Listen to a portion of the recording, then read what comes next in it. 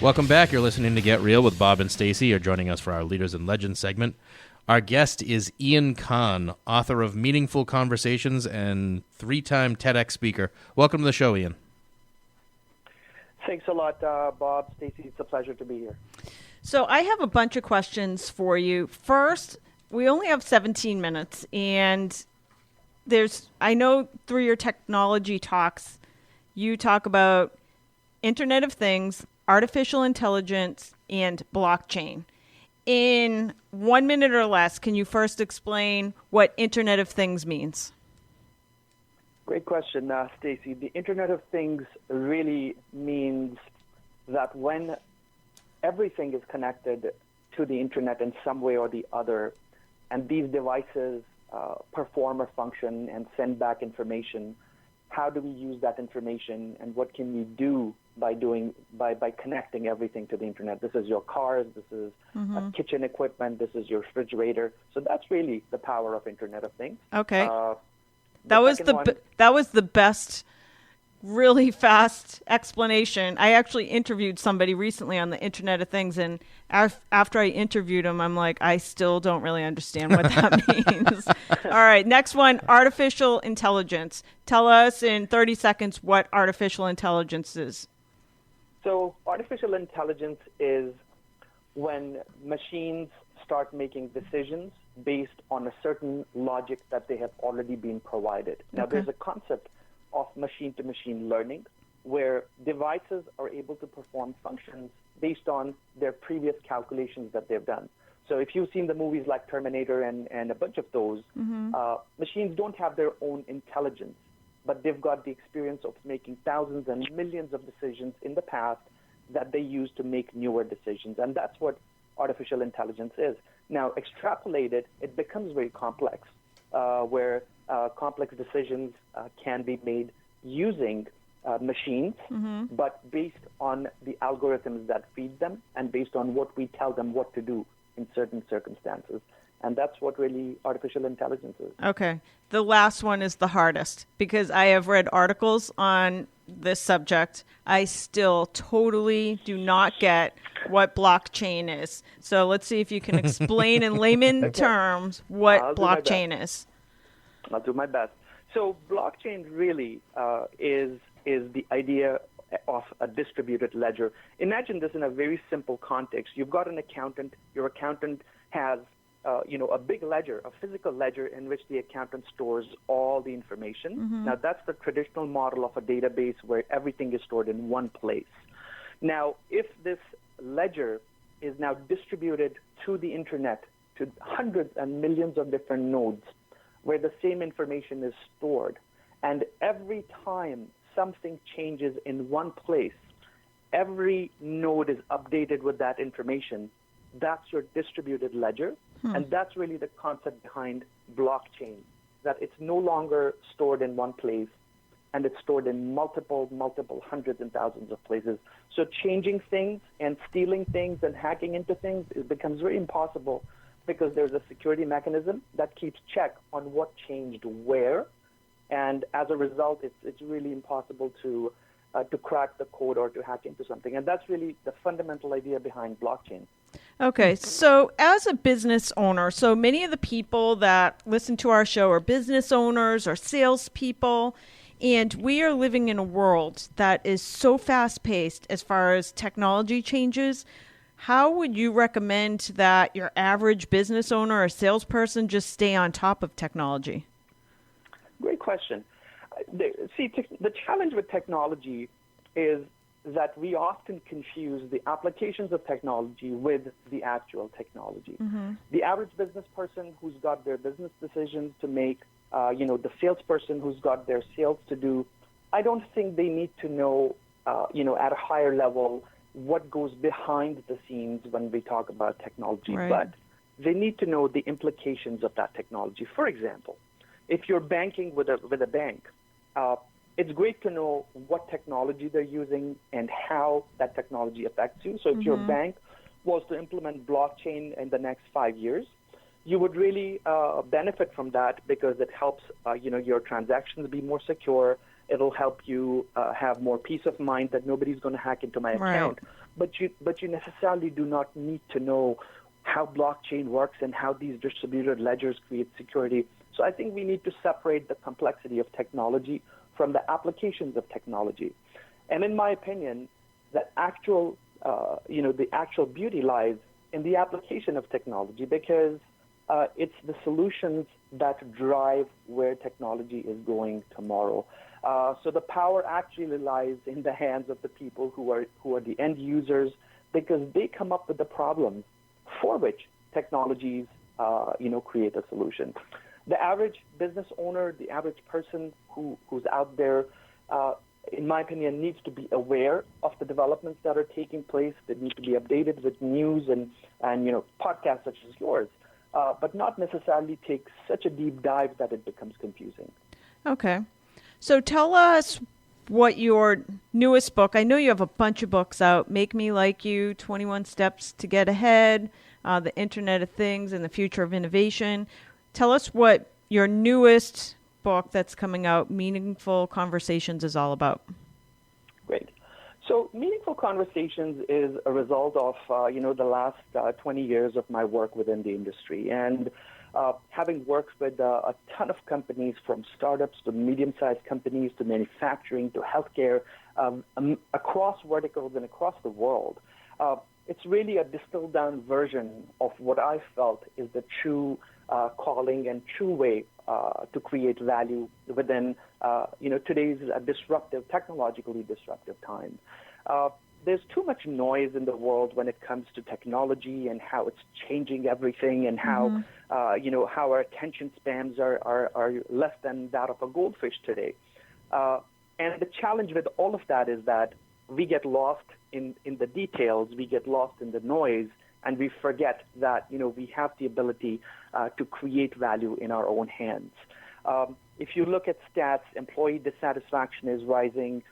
Engagement is becoming a tough nut to crack for organizations, and really we're wasting a lot more time spending on YouTube looking at cat videos, while we should be doing something that actually creates value. Mm-hmm. So Meaningful Conversations is a step back from this entire technology confusion, and it's about what can you really do in simple steps to change your value proposition to the world. How can you have a better quality of life for yourself?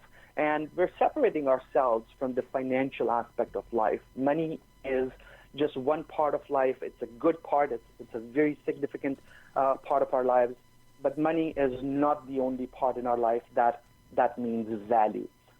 There's a lot more to value creation than just the financial aspect. So Meaningful Conversation is actually a story about our protagonist, who's very successful, and he's got everything. He's worked hard, got everything what he needs, and he undergoes certain situations in his life that take him through some very dramatic ups and downs, and he ends up in a place that is that actually is part of his roots, and he's immersed into the 7 axioms of value creation in a remote region, amongst some beautiful mountain country in the world. And the lessons he learns there are really something that propels him forward and opens up his mind to what the possibilities are and what really value creation means. So Meaningful Conversations is a book that can be read by individuals, by thought leaders, by politicians, and really make the world into a better place. The power in the book is about its simplicity, mm-hmm. and it's very easy to understand and read. And really, if we all followed the 7 axioms within the book, I think we would create a tremendous amount of value for ourselves. We would live a much happier life. And if money was a goal for you, you would mm-hmm. actually probably end up making a lot more money than you are right now, and be very successful in your career as well. Okay. But it's about understanding what it really means is to create value, and that's what the book is about. Okay, so you described me at the beginning that I am the person that has the attention span of a goldfish, and it's because of it's because I wasn't like this my entire life, but now I'm like constantly, I can't even like relax at night because I hear a ding on a phone, and it might not even be a ding of a phone. It could be another noise off a TV, but I think I just got a text message. So it's like you cannot escape. So you say that you share in the book 7 steps to create a better value proposition for your life. Can you share with our listeners one of the steps that you would recommend? Absolutely, Stacey, and that's such a great point. I mean, today we live in an age of distraction, and if you fast forwarded our life 50 years from now, and imagine we are 50 years ahead, and you look back into time and you think about 2017, and you think, how distracted were we in 2017, right? I mean, I think it would look really silly, just like we look things 100 years ago, how things were not technologically advanced. We would say, wow, that was the age when the internet had just started off and we had these cell phones and we all were glued to our cell phones. Now, we don't know in the future how that engagement would have changed. But the point is, it's all about perspective. How do we interact with our environments? What are we able to give away to gain what? Now, in the age of distraction today, we're sacrificing our time, and we're utilizing that time and spending it on the TV, on the internet, and doing whatever we do, to stay in touch with people. But I think the idea behind, creating value out of your life should be more about, how is my time best utilized today so that it can be useful in some other way. Now, within the book, I talk about 7 different actions, and they really have nothing to do with technology. They're not about, switch off your cell phone at night because it'll create value for you or do something else. It's not about that. But let me tell you about the action number 6. So one of the points in my book is about helping others achieve their goals, really, and it's not about us anymore. And it might seem a bit strange that in order to, create value and achieve your goals and your targets, why am I helping somebody else? But that's really the essence of value creation. That's just one of the points within the book. Now, when you start thinking as a value creator, when you start thinking from the perspective of I'm going to create value, you've got to separate yourself a little bit and be not so personal about it. When you start helping other people, and of course, you're aligning who you're helping, how you're helping them with your skills and your expertise, you're actually setting up a chain reaction for value creation. And trust me, that will come back to you in many, many different ways. Once that chain starts, you will find that other people are ready to help you achieve your goals. And that's just one of the 7 points within the book. That's not about money. It's not about it's not about you, but it's about, again, creating value. And the other 6 points are very similarly aligned, to being valuable to the environment around you. Overall, the Meaningful Conversation book does not talk about anything new that we don't know about already. The writers in the world, the philosophers, the scientists have already talked about so many different things over the ages that I don't think anything new can be invented. But in the age of distraction, what happens is that we're distracted from everything. We are distracted from our everyday goals, responsibilities, roles, and then we end up finding a week later or 10 days later that, hey, I don't have the things that I should have had, or I haven't done the things that I've done. So if you look at the Meaningful Conversations as a pathway for everyday living, then you've got something in your hand. So we only have a couple minutes left, and I was reading in your bio that you have a wife and son, and I'm curious. I have a 7-year-old daughter, and she's absolutely as technology addicted as I am. The kid constantly is on an iPad or an iPhone, and I was wondering if there's anything that you've done with your son to make sure that he's having a meaningful life and creating a better value proposition for himself.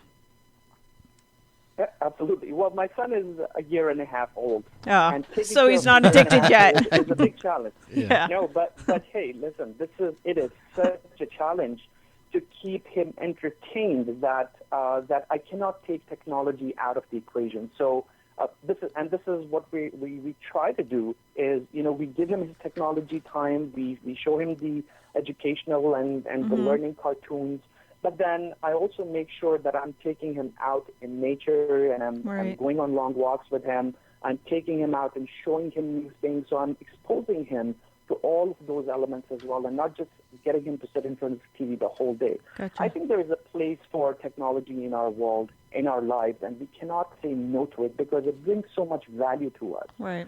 Businesses are becoming more productive. Our lives are more enriched. But I think there's also a limitation and a boundary that we should carve out for ourselves and say, hey, you know what, this is too much, or I don't think I need this right now.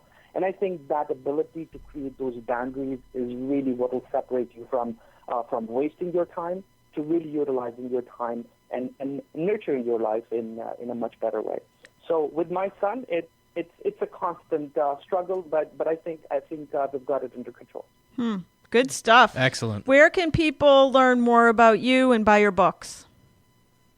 So you can learn more about me on my website at www.iankan.com, and my books are available on Amazon.com. Just Google my name, Amazon, my name there, and I'll come up. All right, awesome stuff. That was Ian Khan. Thank you so much for joining us. Thank you, Ian. Thanks so much. Thank you, Stacey and Bob. Thank you. That's all for this edition of Get Real. Make sure you join us again next weekend for more.